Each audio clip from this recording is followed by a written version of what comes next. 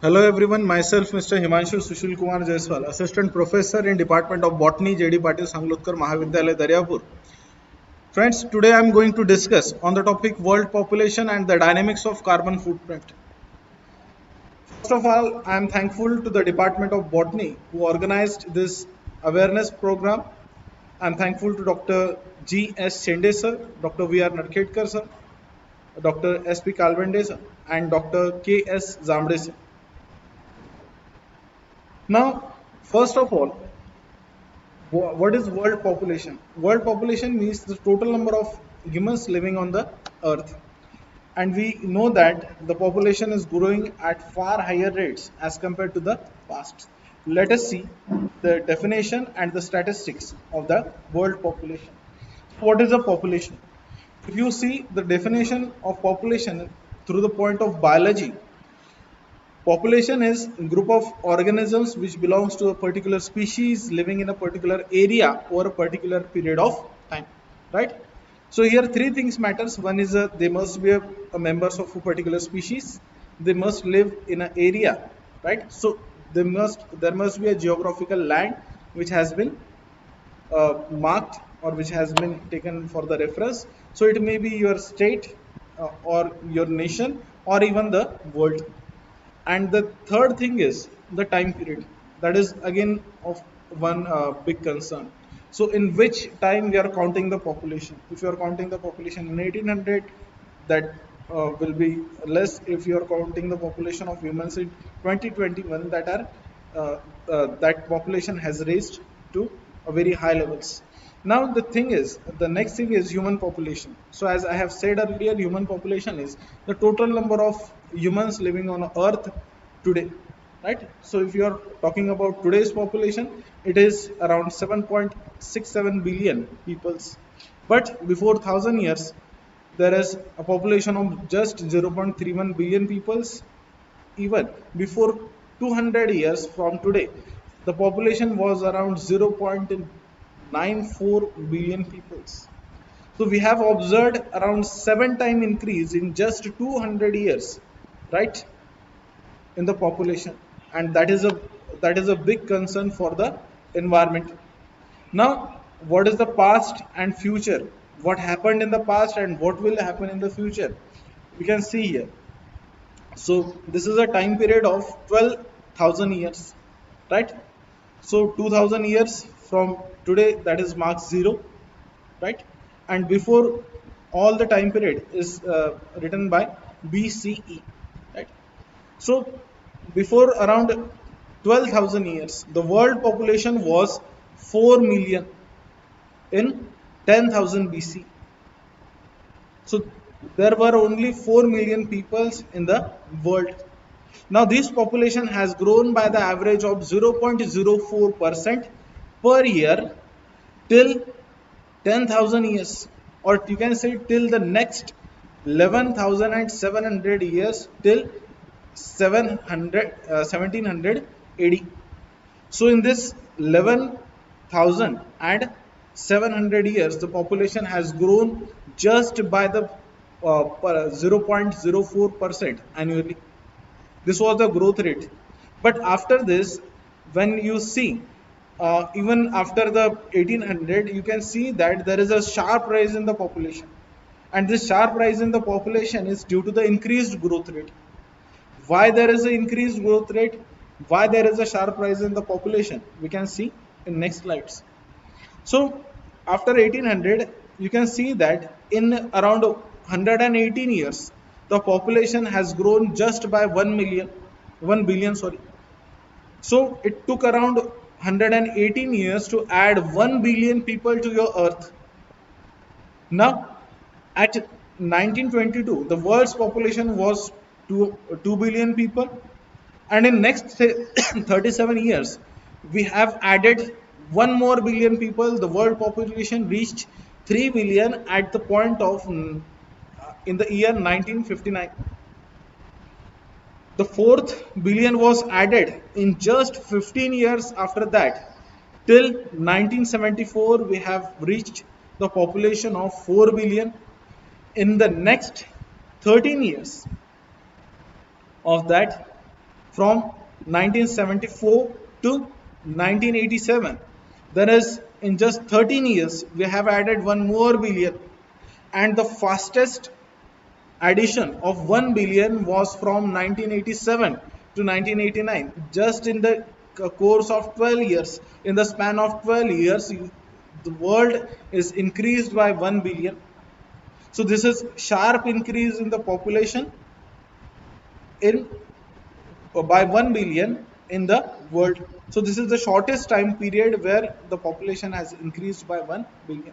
Later on, due to the family planning programs and awareness programs carried out by various institutions and government activities, the growth rate has decreased a bit, and that has observed that from 1999, it took 14 years to add next billion. Then in 2013, so it will took around 15 years to add one more billion, and it is expected that we are going to add 20 billion, 1 billion people in next 20 years. That is from 2028 to 2048.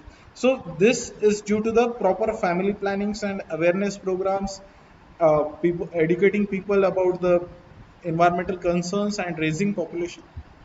Now, what are the causes, effects, and solutions over the overpopulation? Right? What are the causes of overpopulation? The first thing is increased medical facilities, increased medical knowledge, developing new drugs towards various diseases, which has increased the lifespan of organism. The next thing is, due to this increased medical facilities, there is a decline in death rate. The industrial and agricultural revolution has made more products, that is more, you can say, more food products due to the agricultural revolution, right? Due to which there is lesser food pandemics, which you can see in last uh, 50 years, right? The poverty is one major reason for the overpopulation.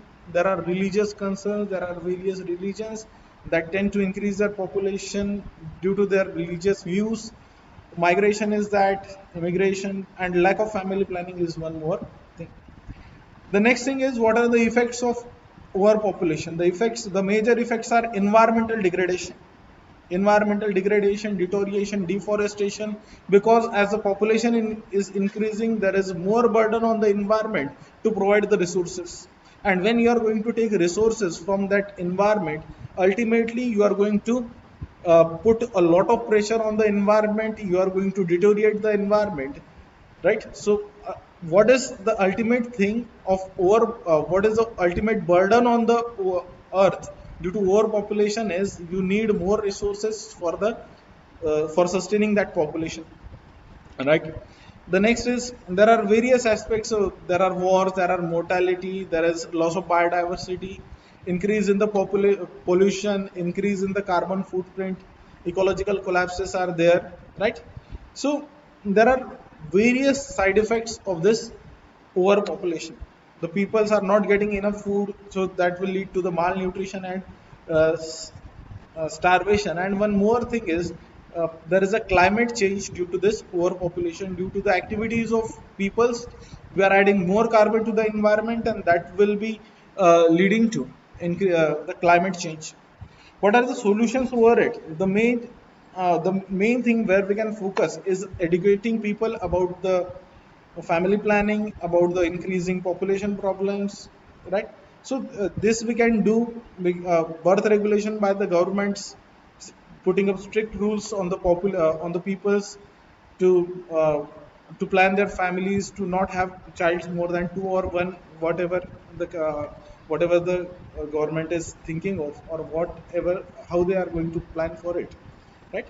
So these are the main solutions. Now, what is a carbon footprint? So this is a very known term to peoples, and a lot of people talk about it. What is carbon footprint? What is footprint? Footprint is, as you can see in the figure, if you are walking on a sandy beach, you are going to leave your footprints behind. So something which is left behind you is your footprints, right?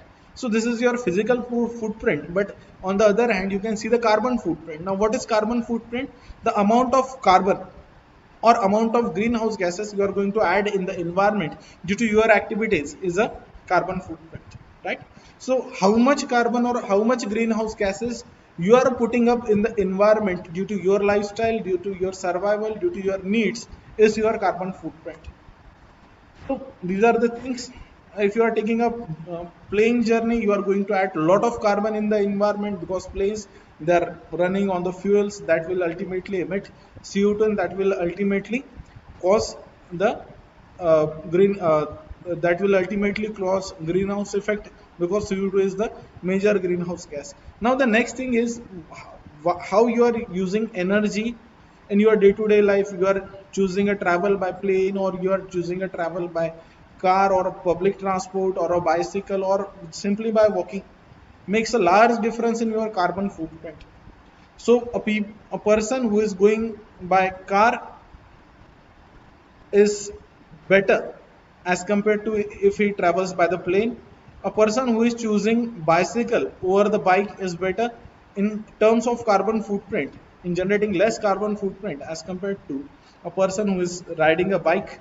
And a person who is walking simply will even put less carbon in the environment as compared to using a bicycle, because making a bicycle takes up a lot of energy and ultimately puts up the carbon. So driving a car is better than a plane. Going through a public transport is even better. Going by a uh, bicycle is better, and walking is far better in terms of the carbon footprint. So your carbon footprint is ultimately due to what you eat, how you maintain your lifestyle, how much energy you consume in your house. Everything that consumes energy ultimate directly or indirectly will add up to your carbon footprint. Now there are two types of carbon footprint. One type is the primary footprint and another type is secondary footprint. Primary footprint is the measure of carbon emissions due to your direct activities, right? So you can say there are two types of definition. One is focusing on carbon and another is focusing on the greenhouse gases. So carbon is a greenhouse gas. So you can say how much greenhouse gas you are putting up in the environment due to your direct activities is your primary footprint. So driving a plane, sorry, going by a plane or driving a car is going to add to the primary footprint. Eating meat is your primary footprint. Putting high energy means less efficient vehicle, using less efficient vehicles, right? In terms of the fuel consumption will add to your primary footprint. What is the secondary footprint? It is the indirect CO2 emissions due to your lifestyle or your daily needs. So if you are using a product, simply if you are using a water bottle that has taken lot of energy to make it, so there is an energy investment in the bottle making, in water purification, and then packaging, and then transport. So this all will add to the carbon footprint. All the energy invested in making that bottle of water is adding to your carbon footprint if you are using the mineral water. So choosing a water with you, which you are carrying, is better as compared to the mineral water in terms of the carbon footprint. Now, major elements of a typical person's carbon footprint. So, as you can see here, how a person's carbon footprint is distributed, right? So, 12% if he's using the public services, 12% share is from that, 15% share is from his home. He is using the gas, oil, and coal for his um, day-to-day lifestyle, or you can say day-to-day needs. Home electricity, private transportation are the other things that are the major elements of a person's carbon footprint. Now, what are the greenhouse gases? Greenhouse gases are those gases which traps light energy coming from sun, right? They absorb the light energy, they emit less energy radiations which cannot go out of the atmosphere. That's why they are causing the greenhouse effect, that is they are leading to the climate change, they're increasing the temperature of globe. What are the main greenhouse gases? One is your CO2. So 72% is of greenhouse gases CO2. It is a big bull in the greenhouse gases. The second one is methane and nitric oxide, that counts around 27 to 28%, and rest other are hydrofluorocarbons, perfluorocarbons, chlorofluorocarbons. These are the other greenhouse gases. In this figure, in this picture, you can see that how the greenhouse gases are going to increase the temperature of the environment. So the temperature is increased by the way that they are going to absorb the solar radiations, that radiations will be captured by them, less wavelength radiations or the radiations which cannot move out of the globe are released by these greenhouse gases, resulting in the climate change, or you can say the increase in temperature. So if there are fewer greenhouse gases, there will be less capturing of radiations and more radiations are emitted out. If there are high amount of greenhouse gases, more radiations are captured and less radiations are released out. So what are the major sources of greenhouse gases? Industrial processes, they contribute 16.8%. Transportation of fuels, they contribute around 14%. Agricultural products, that is maintaining cattle and other things, they add up around 12.5%. Fossil fuel retrieval is around 11.3%. Power stations 21.3%. Residential and commercial sources, 10.3% of carbon is coming from this, or GHG is coming from this. 10% is coming from the land using biomass burning, and the waste disposal treatment counts for 3.4%. What is the relation of population and carbon footprint? In this graph, you can see two things. The blue line is showing you the population increase, while the red one is showing the carbon emissions.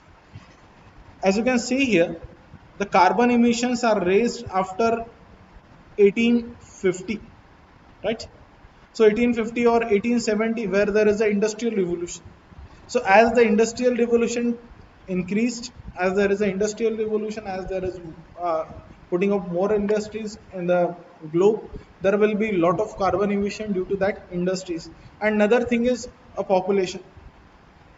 As the population is increasing, the energy demands are increasing, and if the energy demands are increasing, that will use more fossil fuels, uh, more carbon from the earth, from the earth, and that carbon will be added to the atmosphere.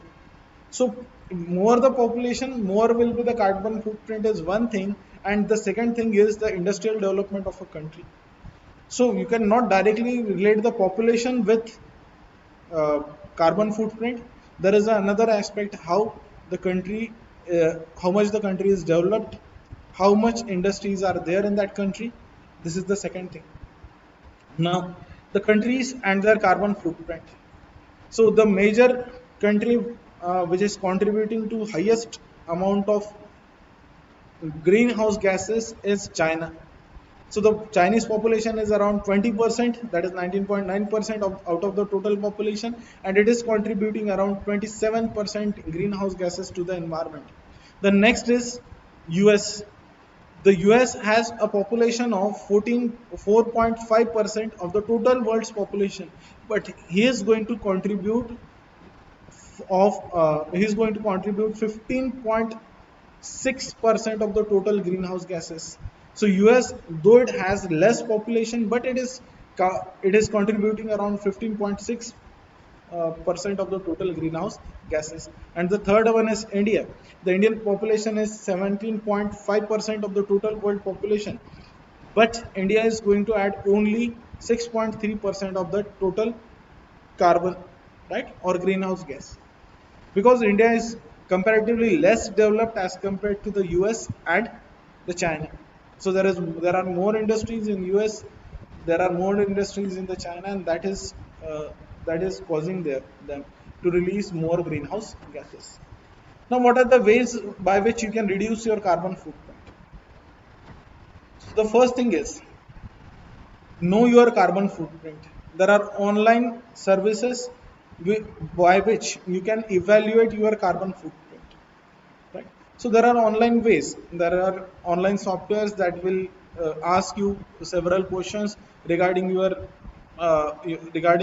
lifestyle, means how much you how much you travel, what way you, what by what which thing you use to travel, means by bus or by car or by bike, right? How much is your electricity bill, how much water you need, what you eat to, right? So these things they are going to ask you, and they are going to give you the carbon footprint.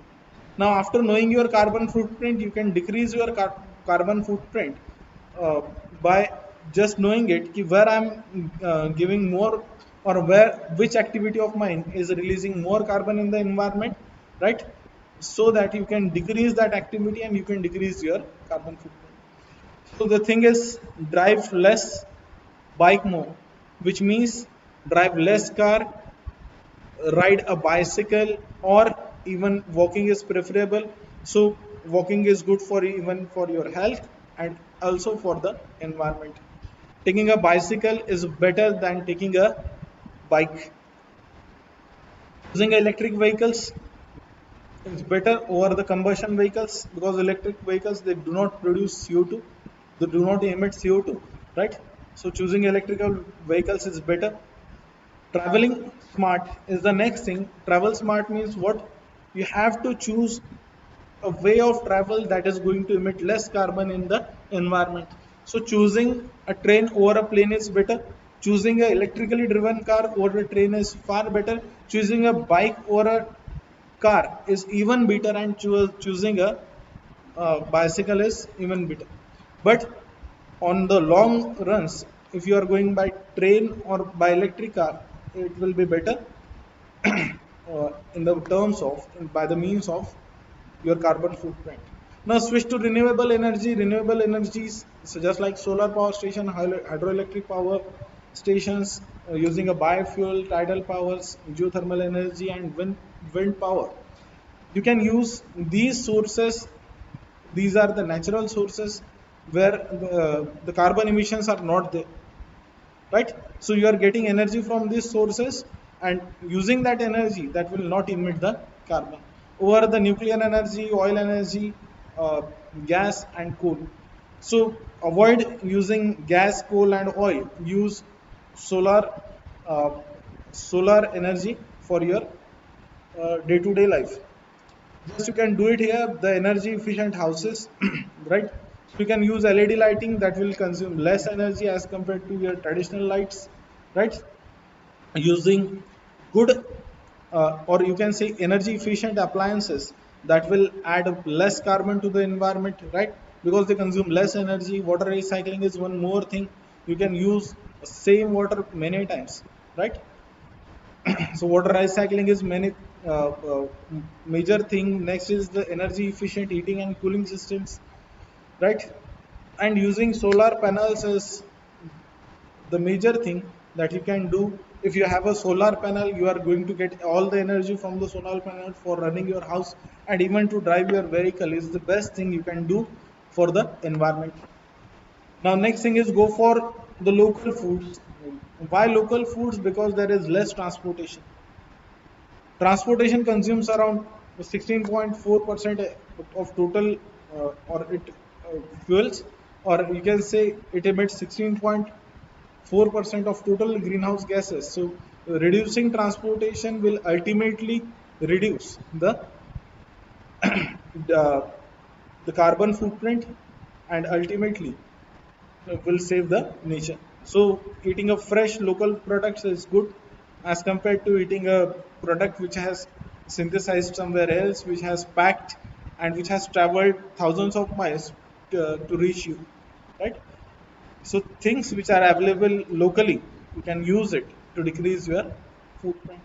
The next thing is start a home garden. Starting a home garden for your vegetables, for the ornamental purposes will reduce your carbon footprint, because these gardens, they are going to absorb lot of carbon from the environment and will ultimately decrease your carbon footprint. The next thing is less meat, less heat. Less meat, less heat. What it means, if you are going to consume less meat, you are going to add less heat to the environment, right? Eating less meat can add less heat to the environment. Livestock farming, right? Livestock farming means the nurturing of cattle in the farms will produce around 14.5% of the total greenhouse gases, right? So because these organisms, they use methanogenic bacteria for their life processes, the methane is the second major greenhouse gas. So using less meat, you can produce less heat. So go vegan. Eating less meat is better than eating huge meat. Eating no meat is better than eating meat, and going vegan is better than going vegetarian. So go vegan and reduce your carbon footprint. The next thing is save water. Water, the water which is coming to you from the government has taken up a lot of energy in its processing and transportation. So the one thing is, if you use less amount of water, you are going to use less amount of energy, and ultimately you are going to add less carbon to the environment. And the third and last thing is reduce, reuse, and recycle. Right? Reduce your usage of disposables, just like plastics, water bottles, and all the things you use once and throw it. Right? So reduce that. Reuse your old clothes, your old goods, your old purse, your belt, right? So you reusing it or donating it to someone who can use it is a better way. And the third thing is third and last thing is recycle the things. Recycle means, if you are using a water bottle, put it in the dustbin, which will go to the recycling plant, and you will get a bottle out of it, right? So these things will ultimately decrease the carbon footprint. So these are my references. I'm thankful to all of you and the organizers of this workshop. Thank you once again.